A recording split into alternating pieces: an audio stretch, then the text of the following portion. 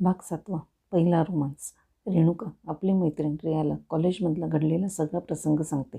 तिच्या सांगण्यावरून रियाला अंदाज येतो की केवढे मोठे संकट टळले आहे. पण ती पूर्ण घाबरलेली असते. तिला धीर देण्याची गरज असते. रियाला माहीत होते घरात तिला असं समजून घेणारं कुणीच नव्हतं. तिच्या सावत्र आईला जर माहिती पडलं असतं तर उलट त्याचं भांडवल करून तिने रेणुकाला त्रास दिला असता. म्हणून रेणुकाने घरात कोणाला सांगितले नाही. तिच्या मनात दुःख असह्य झाल्यामुळे रियासमोर सगळं तिने उघड केलं. रिया खूप समजूतदार मुलगी होती. तिला आई नाही म्हणून मैत्रिणीला खूप जीव लावत होती. रेणुका रडत होती.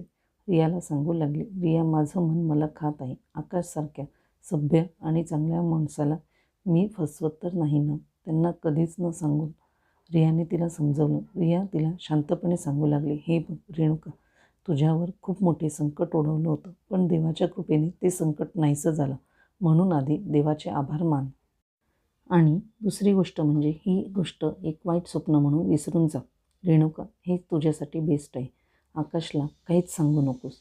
अरुणला पूर्ण विसरून आकाशशी अगदी प्रामाणिकपणे संसार कर. आकाश खूप चांगला मुलगा आहे. त्याच्यावर खूप प्रेम कर आणि चुकूनही या गोष्टीबद्दल त्याच्याजवळ सांगू नकोस. त्यामुळे तुझ्यासोबत आकाशलाही त्रास होईल. ध्यानात ठेवशील ना या गोष्टी. रेणुकाने होकारार्थी मान हलवली. रेणुकाला म्हणाली, आता काहीच मनात न ठेवता हसत खेळत राहा. लग्न एन्जॉय कर, ओके. रेणुकाने डोळे पुसले आणि तिला परत मिठी मारली. रिया, तू जर राहिली नसती तर माझं कसं झालं असतं? रिया म्हणाली, राहिले नसते तेव्हा ना, पण आता हे तुझं ते जर तरची भाषा बंद कर आणि हस बघू. रेणुकाने स्माईल केली. रिया म्हणाली, हाय मर जावा, काय स्माईल आहे. जिजू तर पाहतच खल्लास होते. रेणुका तिला उशिनी मारते. अशीच दोघींची मस्ती सुरू होते आणि रियाने तिला मिठी मारली आणि म्हणाली, खरंच रेणुका, अशीच मस्ती करणारी माझी मैत्रीण मी हरवली होती 2-3 दिवसापासून. ते शांत रूप तुला शोभत नाही गं. तेवढ्यात रेणुकाची सावत्र आई हाक मारू लागली. रेणुका, खाली येणार आहेस की नाही? चल, मला थोडं स्वयंपाकात मदत कर. रिया म्हणाली, बरं संध्याकाळ झाली, जाते मी आता. आई वाट बघत असेल. उद्या नक्की ये हं, रेणुका बोलली. रिया गेली आणि रेणुका आईजवळ स्वयंपाकाला लागली. तिचं मन खूपच हलकं झालं होतं. अरुणबद्दलची घटना ती विसरत होती. तिला आता आकाशला भेटावंसं वाटू लागलं. तिच्या टेन्शनमध्ये तिने त्याला धड पाहिलेसुद्धा नव्हते. वरती टेरेसवर एकटेच बोलायला गेले असताना तिची थोडीशी नजर त्याच्यावर गेली होती. तो खूप हँडसम दिसत होता. तेव्हा मात्र ती तिच्या तंद्रीत होती. ती त्याच्यासोबत कसं तरी बोलली. त्याला भेटण्याचा योग तिला लवकरच आला. आकाशलासुद्धा अजून परत परत तिला भेटावंसं वाटत होतं. आकाशच्या आईने सांगितले, आकाश बेटा, तुझा 2 दिवसानंतर साखरपुडा आहे. तुम्हा दोघांसाठी अंगठी पाहिजे. त्यासाठी सोनाराच्या दुकानात बोटांचं माप देऊन या अंगठ्या घ्यायला तुम्हा दोघांना जावं लागेल. आजच्या दिवशी कंपनीत जाऊ नकोस. तुझे वडील जातील. तू सुनबाईला सोबत घेऊन दोघेजण सोनाराच्या दुकानात जाऊन अंगठ्या फिक्स करून या. आकाश बोलला, पण आई, मला काम आहे ना कंपनीत. आई म्हणाली, सध्या तुझं काम राहू दे. हे अर्जंट आहे. जा, हे काम आजच झालं पाहिजे. आणि साखरपुड्यासाठी तुला ड्रेस पण घेऊन ये, तुझ्या पसंतीचा. रेणुकाच्या आईला फोन करून सांगण्यात आले की ठीक 10 वाजता आकाश गाडी घेऊन रेणुकाला घ्यायला येणार आहे शॉपिंगला घेऊन जाण्यासाठी. रेणुकाला प्रियाने सांगितले, दी, लवकर तयार राहा. तुला शॉपिंगसाठी घ्यायला जिजू येणार आहे. आणि दोघी बहिणीची मस्ती सुरू झाली. वरतीच रेणुकाच्या रूममध्ये प्रिया म्हणाली, दी, जिजू तुला गाडीतून घेऊन जाणार आहेत शॉपिंगला. जिजू खरंच किती हँडसम आहेत ना. आणि तू अशी. असं म्हणून ती तिला जीभ दाखवत आणि तोंड वाकडं करत तिथून पळून जाते. रेणुका म्हणते, प्रिया थांब, तुला बघतेच मी कशी मला जीभ दाखवते तर. असं म्हणून ती तिच्या मागे पळते. पळत असतानाच मध्येच आई आडवी येते. तिच्या हातातले चहाचे भांडे रेणुकाचा धक्का लागून पडणार होते. ती रेणुकाला ओरडते, रेणुका, माहिती आहे मला तुझं लग्न होणार आहे. श्रीमंत नवरा मिळाला आहे, मोटर कारवाला. मग त्यात एवढं उड्या थोडीच मारायच्या असतात. नीट नाही चालता येत का? आता भांडं पडलं असतं माझ्या हातातील. चहा सांडला असता. ती हळू आवाजात बोलली, सॉरी आई, ही प्रिया.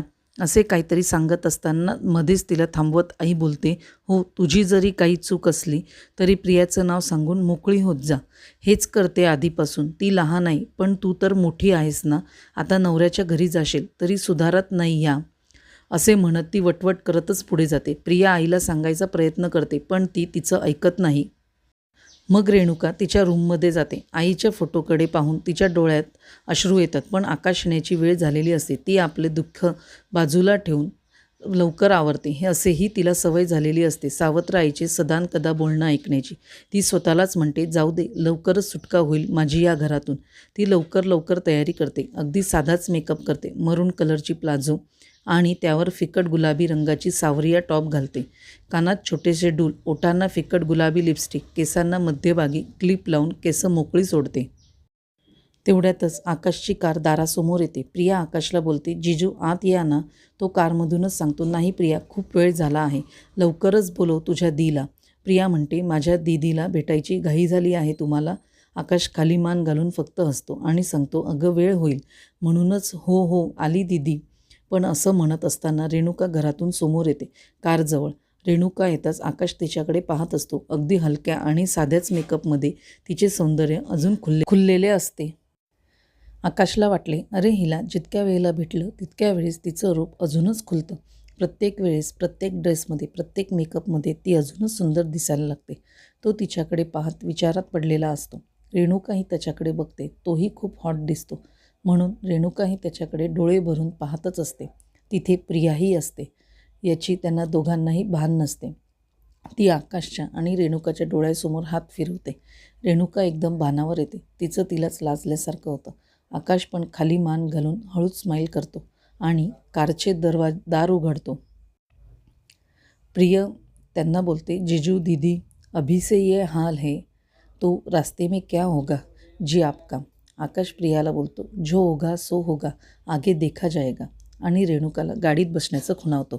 ती गाडीत बसते आणि आपली सीट बेल्ट बांधते. दुसऱ्या बाजूने ड्रायव्हिंग सीटवर येऊन आकाश बसतो. दोघेही प्रियाला बाय करतात आणि गाडी स्टार्ट होते. रस्त्यात दोघेही काहीच बोलत नाही. गाडी मेन रोडला लागते. आकाश बोलायला सुरुवात करतो. तिला गुपचूप बघितलेले बघून आकाश बोलला, मौन व्रत धारण केले आहे का आज? तिने हळूच स्माईल करून त्याच्याकडे पाहिले. स्माईलने तिचं रूप अजूनच खुललं. तो पाहून खूप सुखावला. तो तिला म्हणाला, मला नाही वाटत मी धडपणे गाडी चालवू शकेल.